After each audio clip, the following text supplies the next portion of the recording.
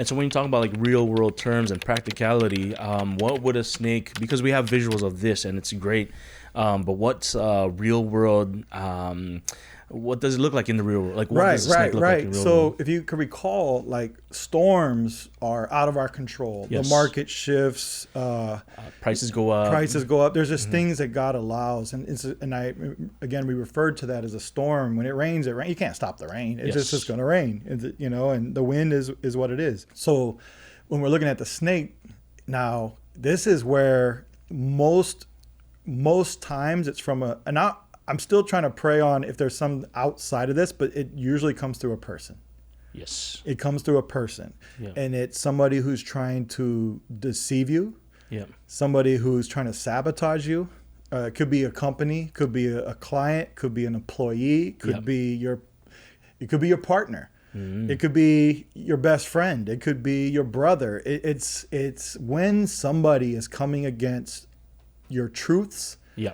And trying to shift them and attacking your character, your integrity, these moral like compasses you have, and they're poking at it. Yeah. There's ways to identify what this is. So I've seen it in employees that are, trying to create a deceptive lie going around and raising troops up to kind of start its own little company without anybody knowing. Versus just coming to the owner directly and saying, hey, I have a desire to start my own company, and, just being straight up truth. But the deception starts, then the kind of culture shifts. I've seen this, and the snake is just going to work. And so although it's coming through people, it's never the person. That's very important to stamp. There was a time in the scriptures where Jesus rebuked Peter. I rebuke you, Satan. Yeah. Peter would probably was like, what? Right. But it was the however the enemy and the snake whispered and worked through Peter. Yes. It wasn't Peter.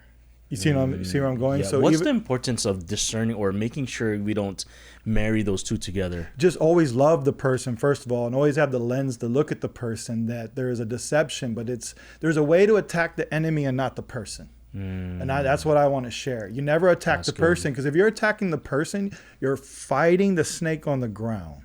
Oh, come on. Like the eagle. You're going to get choked up, man. You don't go to your wife and say, get behind me, Satan. Yeah, sure. I mean, we're going to fight if I do that. No matter how much now Jesus probably can do it to Peter. That's a totally different dynamic. You know what I'm saying? But as far as because he's God in the flesh. But as far as a husband to a wife, I never would say, hey, man, you acting like Satan today. I'm gonna cut the head off. You don't do that. You don't do that. So the person is and can be used as a vessel for the snake to work through, but that doesn't mean attack the person like the snake on the ground. The eagle trying to attack the snake, you will lose that war. It will choke you slowly. It will wrap you. It's baiting you in.